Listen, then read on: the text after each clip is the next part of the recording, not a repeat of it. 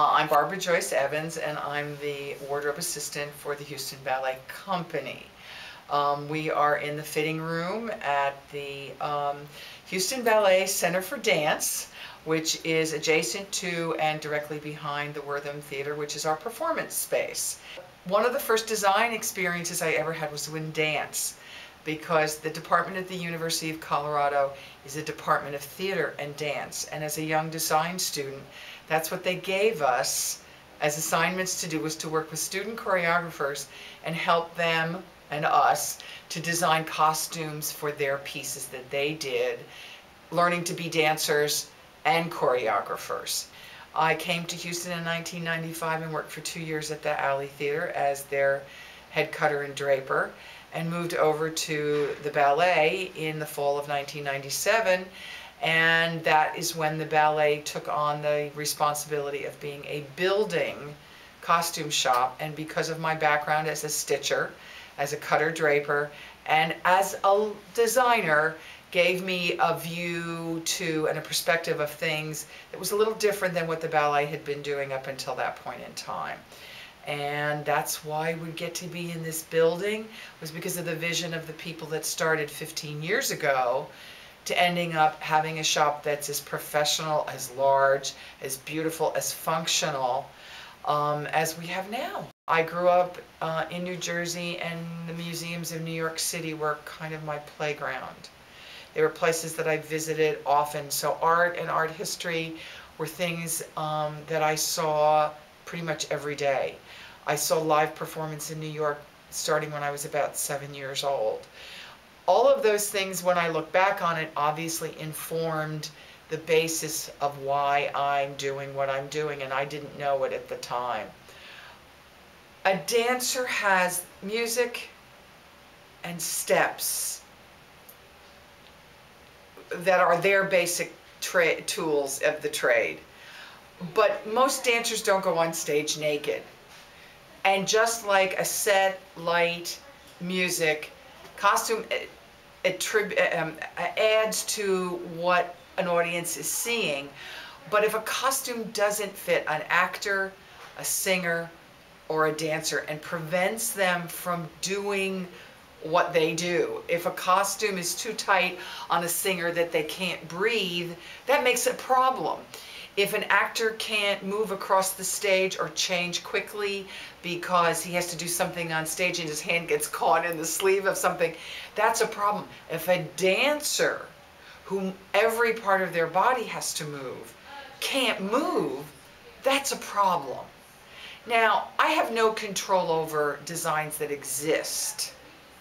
But what I can do is, when I see a dancer in it, I can do my utmost to make sure that when they fit well, that they're confident that their costume isn't going to fall off, that it isn't going to tear, that it isn't going to fall apart.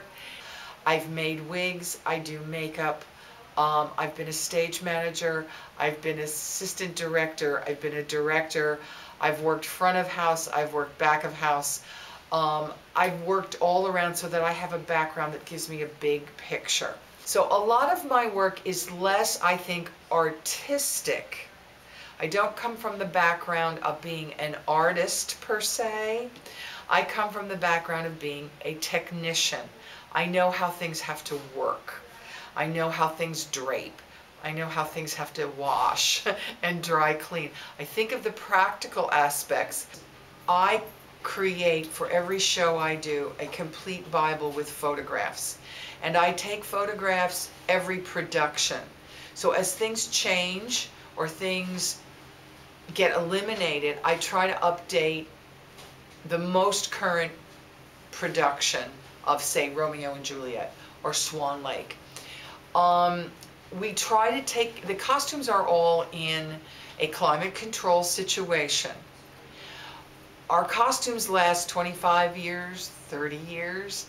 As we saw at the Dance Theater of Harlem exhibit, those costumes, some of them are older, and yet they've been able to keep them in really remarkable shape. These are the ballet, the tutus that we created when we built this for Stanton Welch's Mabaya Dare. We just finished doing it this year. It was on our repertoire for this season, And this is the ballet, this is the tutu from one of the shades. The tutu is quite heavy, and as you can see, it's also quite wide. We actually have about 32 tutus. Some of them are worn and are decorated slightly different for the lead female, whose name is Nikia. She is the temple dancer, but there are 27 of these. As you can see, they're heavily beaded, both in pearls and in crystal and iridescent sequins.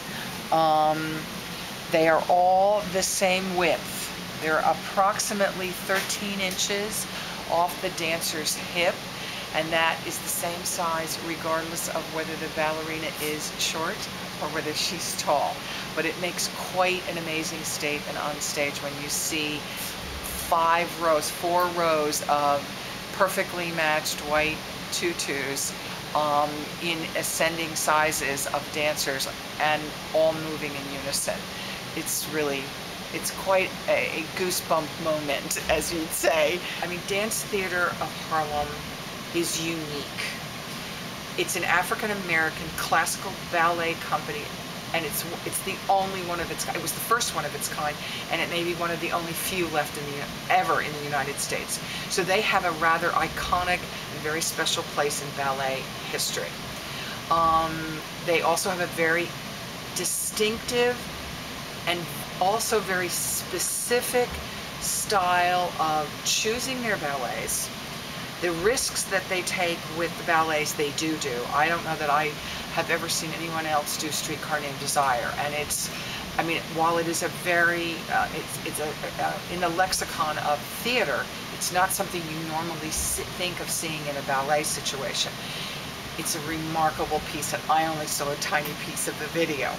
The costumes themselves, they take risks that I think are very different than what we take in the non-white, non-black, traditional mainstream ballet world. Although I think that's changing, and it is changing more so as we get more people of ethnicity and color from all over the world who are inputting and making design choices for us. And that's informing all of the work that's coming out of all of the companies everywhere. I'm Barbara Joyce Evans, and I'm the wardrobe assistant for the Houston Ballet Company in the wardrobe shop, in the costume shop at the Houston Ballet Center for Dance.